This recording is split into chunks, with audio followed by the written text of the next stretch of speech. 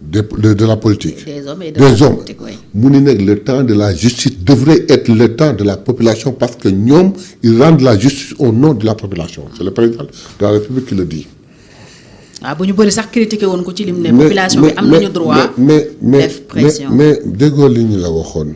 mais qu'est-ce qui a dû se passer entre temps kon ba mu doxalee noonu fekkee li ngeen di wax. mais loolu la président def mais attendez si on le savait donc su ñu xamoon ni lii moo koy changer mi ngi dem di changer lii moo koy changer mais kon on ferait tout pour bloquer ko mais personne ne comprend. mais am na lu ngeen joxtu su fekkee moom il s'oppose à la reddition des comptes bi nga xam ne xam nga yéen ñëpp da ngeen ko defoon xam nga cheval de bataille. xam nga je ne sais pas naka laa la ko mën a expliquer balaa veille ba 2 mois 3 mois après bi mu accédé au pouvoir mais ñoo bokkoon xalaat à la limite sax moom daf ñu jiitu woon ba ñuy diri quand lui il disait am na ñuy wax naan waa ji dafay lorne sama fauteuil bu mu ko lorne nañu ko jàkk moom laa ko gën a yéene mais ñun daf ñu jiitu woon quand il disait te bu kenn xalaat politique di ma booleeg moom su ma naree booleeg moom ma bàyyi politique mais daf ñu jiitu woon ñun ñu woon ci gannaaw quand il disait ensuite lui c'est le premier ministre que le Sénégal ait eu daf ñu jiitu woon. C'est le meilleur premier ministre. C'est lui qui le disait. Quand il disait, et puis moi, je veux un premier ministre fort, il faut me changer la constitution. Fort, même, il était devant nous, mon jiitoon diggante bi ban koñ la jàdd lu mu fa fekk ku mu fa waxal ku ko influencé au point où mais pour delloo si que ci yoon bu ñu nekkoon sax mënuñu ko man Mayabé ci waxtaanu magi Pastef ma ànd ak doyen Alla Kane lan la ñu deful pour éviter lii on a demandé à le voir pour savoir en tant que mag dox il n'a jamais voulu nous recevoir te recevoir na ko ne recevoir na ba recevoir ay magu xaw ma kan a kan mais magi Pastef moom non sañ na ko il n'est pas obligé de le faire mais rafetoon na mu def ko léegi nag personne ne comprend lan moo ko changé lan moo nekk ci bopp bi mais man ñaari chose laa jàpp man ñaari chose kese laa jàpp mos nguur mu neex mu bëgg nguur ak xaalis yu bari ci kanamam ba tax na mu defee ne ni àddina bu xëccee soleil bi sax mu wàcc pour man ñaar yooyu rek la. foofu ngeen ko teg. man non man foofu laa ko yow waaw sa xalaatu bopp la alors comme négociation yi échoué na nee nga le divorce est consommé kon tànku xeex fi mu ne ngeen nar a taxaw. non du tout pourquoi xeex non pas xeex non duñ ko xeex ko mooy tàddeel askan bi te ñun askan bi lay xeexal. pourtant dégg nañ Ousmane Sonko mu menacé ne bon suba su ma neexee ma daaneel gouvernement bi. non menacé wul déedéet menacé wul menace mooy xam nga li ngi ci mujj teg dafa lay wan possibilité yi ma am légalement. su mu neexoon tey ñu def motion de censure. waaye nee na am na bu ko defee ñoom ñu def. non attendez Ousmane dafa ni su ma neexee légalement avec une motion de censure ma daaneel gouvernement bi. bu tegaatee beneen ma daaneel ko. mais réew mi day tàddal te ñun arrangé wuñu donc félicité na premier ministre bi def na passation yëpp jox ko orientation dem yoonam bien que kooku nag moo koy provoqué ba mu wax que ne que nag yemal say chiffres te nga noppi beneen lu ma xam mooy histoire ma mais nag yaa ngi ak sa gouvernement yaa ngi ak sa palais mais ñu ngi ak sunu assemblée nationale d'ailleurs loolu mooy problème bu nit ñi ñenn ñi ñëw Ousmane assemblée. waaw dinañ ci ñëw léegi. kon dañu xaar ba boobu loolu jot. mais dama la bëgg wax rek ci ni mu waxee ni mooy mën nañ ko yoon may nañu ko am na en France. en France il y a 8 mois. ils ont eu benn problème pendant 4-5 mois mënuñu am kii. on pouvait faire la même chose. gouvernement bu ñëw ñu dàq ko. mais dafay tardeel France. ñun nag duñ def loolu. mais nag lenn daan ko def mooy fa ñu toog yoon may nañu doole boo xam ni lépp loo xam ni dañ koy dëxbët ci lool bi te arrangé wul askan bi du fa jaar dinañ def suñu kéemtalaay kattan ba du am waaye lépp lu ñu indil ñu gis ci njariñu askan bi gis luy yombal dund askan bi gi ñu rafetal askan bi dinañ ci xar suñu tànk tubéy ba mu baax defar ko ba mu rafet jox ko waaye lu safaanu loolu dinañ taxaw suñu tànk ba du am. kon di ngeen bloqué yenn mbir yu mu ah bien sûr non bloqué su fekkee jëmul kër du luy yombalal dund askan bi bu fekkee dafa nar a sonal askan bi rek duñ ko bàyyi mu jàll.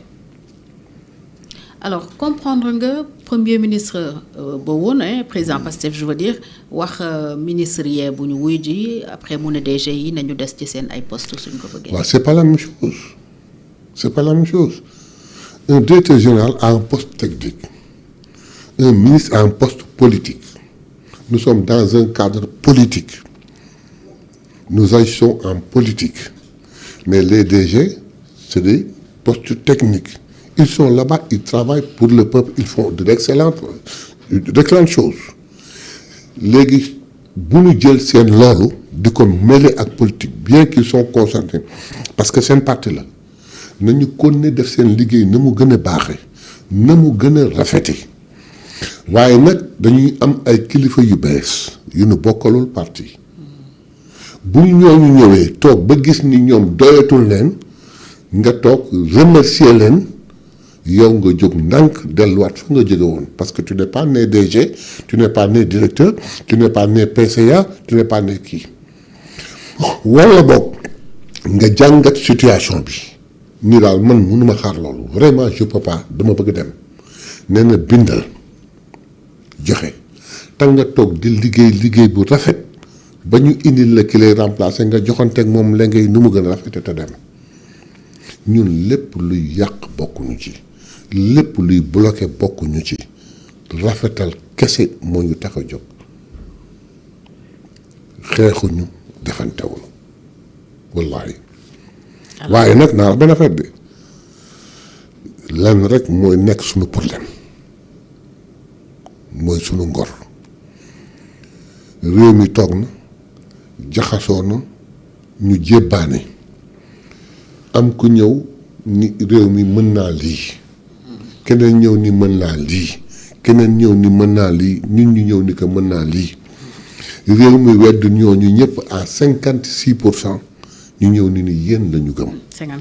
54% sawallah ñu ne yéen la ñu gëm donc ngor googu ñu jox tax na lan leen wax duñ ko wàcc ak ku mu mën a doon ku ci nar a wàcc du dem maa day taal du am ilaa yawmi diin tey bu Ousmane Sonko xëyoon soppaliku bëgg wàcc yoon ñun Pastef ñu ne ko seppet teg fale te kon ne suñu yoon waxuma la ak moom mi nga xam ne nag lañ def gardien de la révolution yàlla xiir ko may ko lucidité ba tax mun nañ katam ci ngoram googu ni du ko bàyyi mais ñun mënuñu lu dul jafandu ci.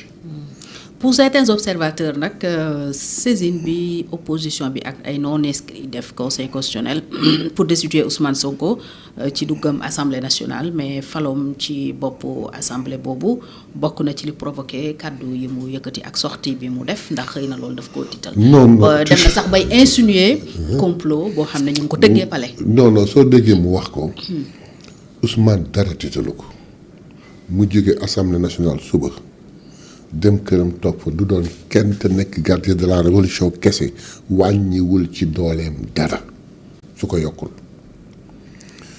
dafa fekk ni dafa gis lu ko jaaxal Aïssata Tall Sall la présidente du groupe parlementaire de l'opposition ànd ak non aligné yi moom moo toog wax juriste la mu ni yoon mayu leen ñoom ñu saisir le conseil constitutionnel sauf ci benn affaire sur une loi boo xam ne dañu yaakaar ni c'est anticonstitutionnel bu dul loolu ñoom mënuñu saisir le conseil constitutionnel moom moo ko wax en point de presse. en conférence de presse. te lan mu wax moo am texte yee ko wax léegi mu ni comme am na koo xam ni sañ na demander le conseil constitutionnel un avis ñu pousse le président à ce que le président def ko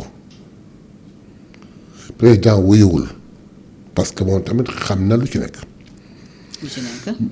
Parce que on n'a fait qu'appliquer un règlement intérieur de l'Assemblée nationale yoonu conseil constitutionnel newu ci yoonu président newu ci c'est notre règlement intérieur la ñu lire appliqué ko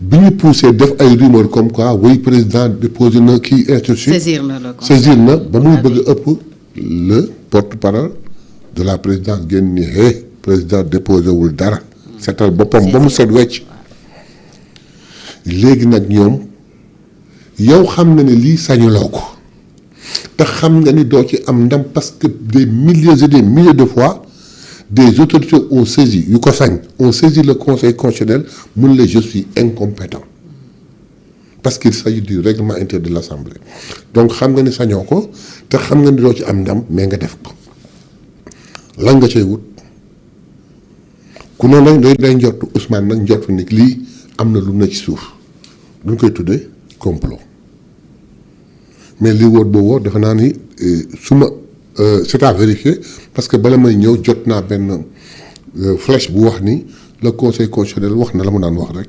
incompétent. que entre nous moo waxaat askan benn yoon. kon conseil yi joxe na kii wam wala officiellement génnagul. non lire naa ko quelque part mais il fallait que ñu confirmer ko ma dem mais dégg naa ko. lan moo am ñoom dañu basé wu ci benn fait gis naa benn télévision je peux le citer TFM di rey seen bopp wéy moo taxaw ni démissionné naa su ma tawee fii si antenne. ni man Mayabé démissionné naa Pastef dafa tax tey ëllëg su ma demee si Pastef ñu ne ma doo fi dugg damay bind lettre yónnee ko Pastef ñu jàngat li ci biir man la sama signature la démissionné naa ñu jël acte démission bi soo ko kii Ousmane génn rek dans l'affaire là il dit bon je suis venu déposer ma lettre génn et puis ce jour-là tout le monde savait que la tension qu'il y avait en fait ce qu'il dit n'est pas important mais c'était pour leur faire comprendre simplement que jóge naa assemblée maa ngi dem primature et ça faisait très mal. Le fait que mu des primature. Mais il y a des gens qui ont jubilé quand Ousmane a gagné les élections pour dire qu'il va quitter la primature. Parce qu'au moins, nous laissons le robinet. Léegi, Ousmane bind bàyyi fa. Je suis bien placé pour savoir qu'à l'Assemblée nationale, dans le service administratif, il n'y a que des professionnels. Dans sa lettre qui est virale, il a parlé de suspension. ñooñu bu fekkoon une lettre antidatée hein. Antidatée. Non antidatée non antidatée comment ça. Ce que tu dis là